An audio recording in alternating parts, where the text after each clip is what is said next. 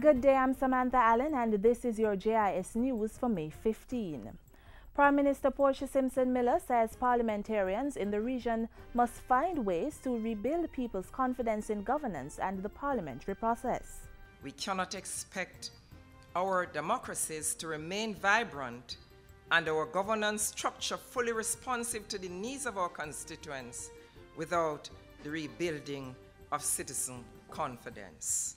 In that conversation, we must empower our people to better understand how their involvement in the democratic process can assist in developing their communities and, by extension, their country. Mrs. Simpson Miller was addressing Monday's opening ceremony for the 37th Annual Conference of the Commonwealth Parliamentary Association for the Caribbean, the Americas and the Atlantic region.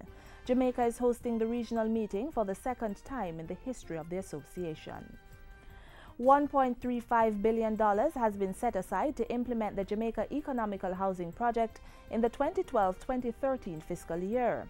The project seeks to upgrade water, sewer and road infrastructure in rural communities of St. Ann and St. Elizabeth and provide affordable housing solutions in the two parishes. During this financial year, upgrading work will begin on 1,320 housing solutions in the St. Ann schemes of Bel Air 1, Bel Air 2 and Mount Edgecombe. Serviced lots as well as 1- and 2-bedroom units will also be designed and built for the Bel Air 2 and 3 schemes. The project, which falls under the Ministry of Transport, Works and Housing, is being financed by the China Exim Bank and the Government of Jamaica. The Universal Access Fund UAF Company Limited is taking on direct responsibility for managing revenue collected from international calls terminating in Jamaica.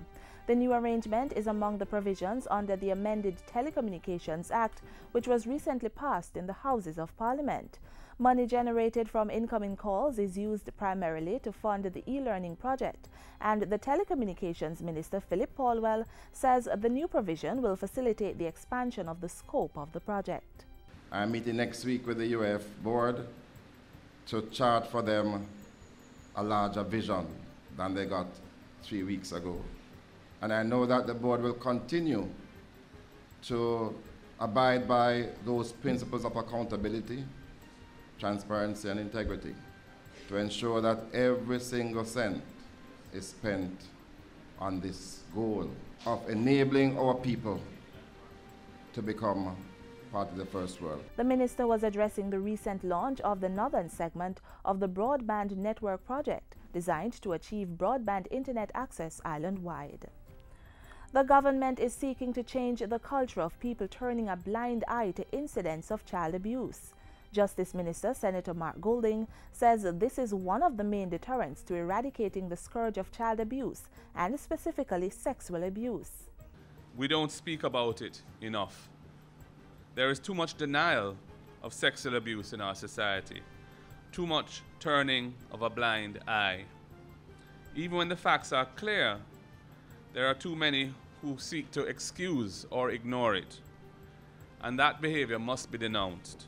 Minister Golding was speaking on the weekend at a sensitization workshop put on by the Justice Ministry and the Office of the Children's Advocate, entitled Focusing on the Sexual Abuse of Children.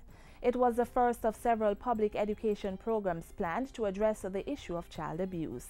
And finally, persons who use mobile phones while driving will soon face fines as government moves to introduce legislation banning the practice by the end of 2013. Transport, Works and Housing Minister Dr. Omar Davies made the announcement recently. He says when the act is passed, Jamaica will have a modernized Road Traffic Act and regulations predicated on ensuring that road safety issues are addressed according to 21st century requirements. We'll intend to launch preemptive strikes against those who are intent on creating imbalances in the traffic environment. Minister Davies was addressing the recent opening of the 3-day International Road Federation Caribbean Regional Congress held at the Hilton Rose Hall Hotel in Montego Bay. And that's it for JIS News today. I'm Samantha Allen. Thanks for watching.